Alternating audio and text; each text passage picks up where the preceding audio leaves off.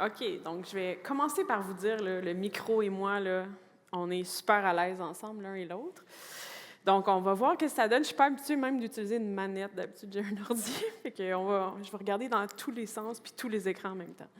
J'ai noté en arrivant tantôt que notre savoir est porteur d'espoir, mais moi, aujourd'hui, je vais vous parler de désespoir. Fait que j'espère que vous êtes prêts.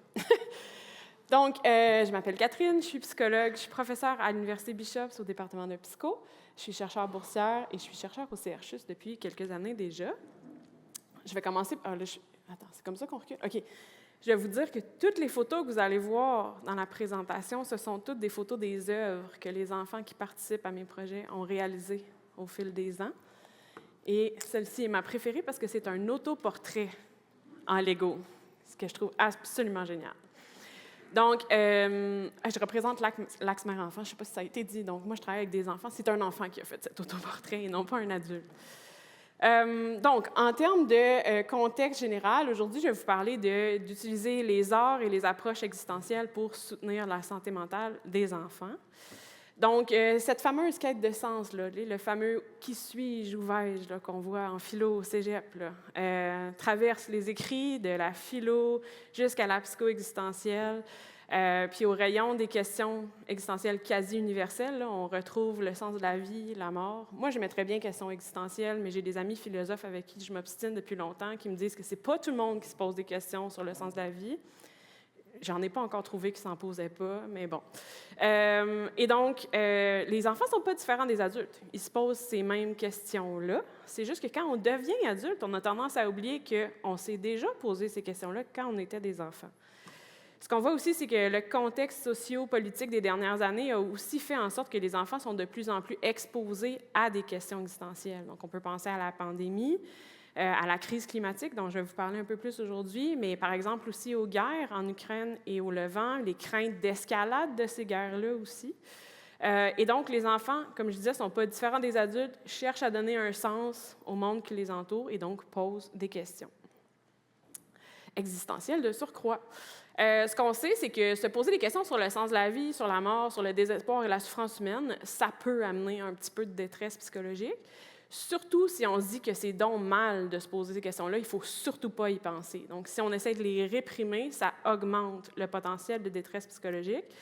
Puis ce qu'on sait, c'est que pour apaiser la détresse psychologique, il faut en parler ouvertement, il faut l'explorer ouvertement.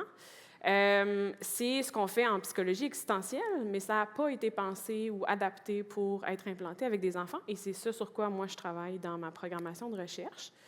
Ce qu'on sait aussi, c'est que, je viens d'en parler un petit peu, c'est que les adultes, souvent, on est pris de court là, face aux questions existentielles de nos enfants. Puis on va se le dire, là, les enfants, ils ont toujours un timing absolument génial. Ils nous posent des questions sur le sens de la vie 30 secondes avant d'attraper l'autobus scolaire. On est en retard, il faut courir dans le banc de neige.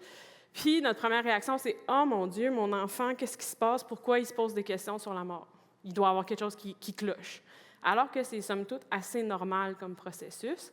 Ce qu'on sait aussi, c'est qu'au-delà d'être pris de court, là, puis je m'inclus là-dedans là, comme adulte, les adultes rapportent vraiment se sentir mal outillés. Ils ne savent pas comment réagir face à ces questions-là de leurs enfants ou des enfants en général. De sorte que des fois, la réaction initiale est un peu invalidante. Du genre, « Ah, pense pas à ça, c'est pas important. Pourquoi tu penses à ça? Qu'est-ce que c'est ça? » On a tout un spectre de réactions. Mais pour les enfants, là, très vite dans leur vie, ils comprennent assez bien là, que c'est anormal de se poser ces questions-là, que c'est mal, qu'il ne faut surtout pas penser à la mort. Bien, ça induit de la détresse psychologique. Ça fait en sorte que les enfants eux-mêmes vont éviter de poser des questions là-dessus. Le tabou de la mort, là, ça commence très jeune dans une vie. Là. Et donc, c'est un frein à l'exploration d'émotions puis de pensées qui, comme je disais, sont quasi universelles. Donc, on sait que c'est l'exploration des enjeux existentiels et non leur évitement qui va apaiser la santé mentale et soutenir une bonne santé mentale, autant chez les adultes que chez les enfants. Ça m'amène à la psychologie existentielle, donc le fameux, comme je vous disais, « qui suis-je, où vais-je » là. La psycho-existentielle aborde les questions du rapport à l'existence, donc comment on vit, quelle signification on donne à notre existence. Donc, on va vraiment aller étudier l'être humain dans ses dilemmes de vie, dans ses grandes questions existentielles, et c'est, comme vous le devinez, très basé sur l'approche philosophique, donc sur la philo, mais ça n'a pas été développé pour les enfants. Comment on s'y prend, donc, pour aborder les questions existentielles avec les enfants? Moi, je m'y prends par les arts. Donc, ce que la littérature nous dit sur l'impact des arts sur la santé mentale en enfance, c'est que la pratique des arts, la création artistique permet de réduire la détresse psychologique, l'anxiété, favoriser le bien-être, la qualité de vie. En contexte scolaire, parce que moi, je travaille beaucoup en psychologie scolaire, donc va soutenir la persévérance, la réussite éducative, l'introspection, la connaissance de soi, l'autodétermination, agir en cohérence avec ce qui est important pour soi, avec ses valeurs, et donc soutenir l'ajustement affectif et social.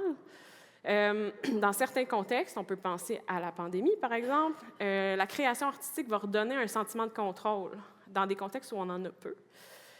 Et donc, pour toutes ces raisons, les arts sont utiles avec les enfants pour les aider à s'exprimer, à discuter, à explorer certains enjeux, à prendre conscience de ses pensées, de ses émotions, mais par d'autres moyens que la parole. Donc, c'est un peu moins menaçant et ça ouvre la porte ensuite à en parler avec la parole. Et nos propres recherches donc montrent que l'utilisation des arts va faciliter l'exploration des enjeux existentiels. Donc, en bref, là, ma programmation de recherche porte sur les grandes questions existentielles de la vie, vous l'aurez deviné. Donc, moi, j'utilise les arts et les approches existentielles, le dialogue philosophique, combinés ensemble pour explorer les grandes questions existentielles avec les enfants. Puis mon sous-objectif, c'est de développer la psycho-existentielle et la thérapie existentielle pour les enfants, précisément. Comme je n'ai que 8 minutes 32 qui me restent, je n'ai pas le temps de parler de mes 2 axes de recherche et de mes multiples projets. Donc, j'ai décidé aujourd'hui de me concentrer sur le premier axe, mais sachez que je travaille dans un contexte de changement climatique et plus spécifiquement sur le désespoir que les enfants ont face à l'avenir. Et j'ai aussi plusieurs projets qui portent sur le sens de la vie et la mort. Qu'est-ce que les enfants comprennent de la mort? Comment ils la conçoivent? Quelles questions ils posent? Quelles sont leurs émotions? Etc. Mais bon, aujourd'hui, je vais vous parler de changement climatique. Donc, les changements climatiques, je pense qu'il n'y a pas trop de sceptiques dans la salle, donc les impacts des changements climatiques sur la santé physique comme psychologique sont plutôt bien établis dans la recherche.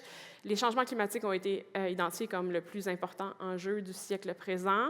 Et donc, ce n'est pas surprenant que les enfants commencent à avoir des préoccupations liées au changement climatique. On le voit, c'est en augmentation, surtout depuis la pandémie.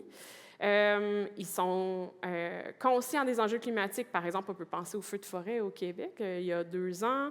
Ils en entendent parler dans les médias et de plus en plus, il y a même une volonté que moi je salue par ailleurs, que l'enseignement des changements climatiques intègre le curriculum, le programme de l'École québécoise. Donc, les jeunes sont au centre de l'enjeu climatique parce que c'est eux qui vont porter le fardeau des conséquences des changements climatiques tout au long de leur vie. C'est donc normal qu'ils se posent des questions, qu'il y a des préoccupations et qu'il y a un besoin d'en parler. Ce qu'on voit donc, c'est qu'ils ressentent de plus en plus d'éco-anxiété. Le mot éco-anxiété, c'est comme un terme parapluie, si on veut, qui regroupe les émotions qu'on ressent quand on constate que l'être humain a des impacts sur l'environnement ou qu'on anticipe des bouleversements qui pourraient venir. Ça englobe surtout des émotions négatives, mais pas uniquement. Mais dans les émotions, on parle de colère, tristesse, culpabilité, impuissance, désespoir, donc je vais y revenir. Mais parfois aussi un sentiment d'urgence à agir pour améliorer le sort de la planète. Et donc, les enfants sont particulièrement vulnérables à la détresse psychologique qui va être engendrée par l'éco-anxiété. Puis quand on y pense, la crise climatique, c'est une menace existentielle. Donc, ça met notre survie en jeu. Ça rejoint beaucoup la recherche qui porte sur la mort et le sens de la vie. Donc, les enfants ont besoin d'interventions qui sont adaptées à leur niveau de développement, évidemment, pour répondre à ces préoccupations-là, pour explorer ce que ça veut dire pour eux de grandir dans un monde où il y a une crise climatique. Ce qu'on voit dans les premières années dans la recherche émergente qui ont visé à développer des interventions cliniques, c'était très, très axé sur l'espoir. Donc, la nécessité de cultiver un espoir radical, un espoir réaliste pour l'avenir. Et nous-mêmes, on s'inscrivait dans cette mouvance-là, alors que, comme je vous disais, il y a des liens quand même faciles à établir entre l'éco-anxiété, le désespoir, la mort, tout ça. Ce que nous, on a vu, là, puis c'est dans nos cohortes au Québec comme au Royaume-Uni, c'est qu'on arrivait pour parler d'espoir avec les enfants, puis les enfants étaient comme « Moi, je ne veux pas entendre parler d'espoir, j'en ai pas. J'ai du désespoir, c'est de ça dont je veux parler. » Puis, bon, évidemment, moi, quelqu'un me parle de désespoir, ça m'allume. Je suis bien contente. Je me suis dit « Oh, on va pivoter et on va réaligner notre recherche. » Mais au-delà de ça, on voyait vraiment ça dans plusieurs cohortes, dans tous nos projets, peu importe où est-ce qu'on se trouve sur la planète, là. Et donc, on a réaligné nos trucs pour développer des espaces pour explorer, exprimer le désespoir. Donc, à ce jour, comme je vous disais, on a eu plusieurs cohortes dans le monde. L'axe portant sur le désespoir est plus qualitatif parce qu'on veut aller voir, on veut aller documenter qu'est-ce que les enfants verbalisent, qu'est-ce qu'ils nous disent au sujet du désespoir, de quoi ils ont besoin aussi, c'est quoi leur vécu, comment on peut les aider à traverser tout ça. Ce qui ressort de leur verbalisation, c'est que, bon, premièrement, ils ont des sentiments assez mitigés face au changement climatique. Donc, d'une part, ils veulent en parler, ils ont ce besoin-là, ils l'expriment très clairement. D'autre part, ils aimeraient vraiment mieux que ça n'existe pas, ce qui est tout à fait cohérent. Ils aimeraient mieux ne pas avoir à en parler. Ils entretiennent quand même de la colère envers les adultes et les générations précédentes qui ont pollué la planète et maintenant, eux, portent le fardeau de cette pollution. Il y a beaucoup de questions d'impuissance, d'absence de contrôle. Ils ne savent pas ce qui va arriver, puis ils ont l'impression qu'on est rendu trop loin. Donc, il n'y a pas de revirement possible. Donc, on voit, sans grande surprise, là, que le désespoir est assez présent dans leur discours, mais des fois, il va cohabiter avec la notion d'espoir. Donc, les deux émotions peuvent cohabiter, fluctuent dans le temps. Puis, ce qui est intéressant, c'est que ces deux émotions, quand même, qui sont liées à la notion d'incertitude. Là. Autant dans l'espoir que dans le désespoir, on ne sait pas ce qui va arriver. Ce qui cause du désespoir plus précisément, c'est que les enfants ont l'impression qu'il n'y a pas d'action politique pour changer les choses, que les adultes vont continuer à polluer, qu'on est rendu trop loin puis qu'il n'y a pas de revirement possible.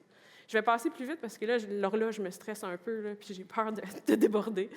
Je vais vous parler du désespoir. Maintenant que je vous ai mis tout ça en contexte, le désespoir, là, c'est une émotion très, très souffrante. Hein? Mettons qu'on avait à faire un ranking des émotions difficiles, là, le désespoir arriverait pas mal au haut de la liste. C'est une émotion difficile à vivre, c'est épeurant, c'est inconfortable, surtout si on a l'impression qu'on est seul à le traverser. Ce qu'on sait aussi par la recherche clinique, c'est que l'isolement aggrave le désespoir, puis que ça, c'est un risque précipitant pour la dépression, autant chez les enfants que chez les adultes.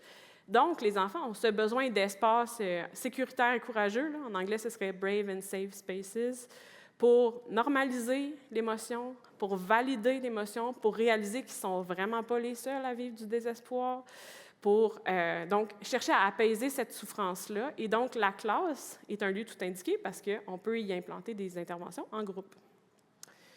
En tant qu'adulte, c'est difficile de recevoir le désespoir d'un enfant. On ne sait pas quoi faire avec ça, on n'est pas bien, on est inconfortable.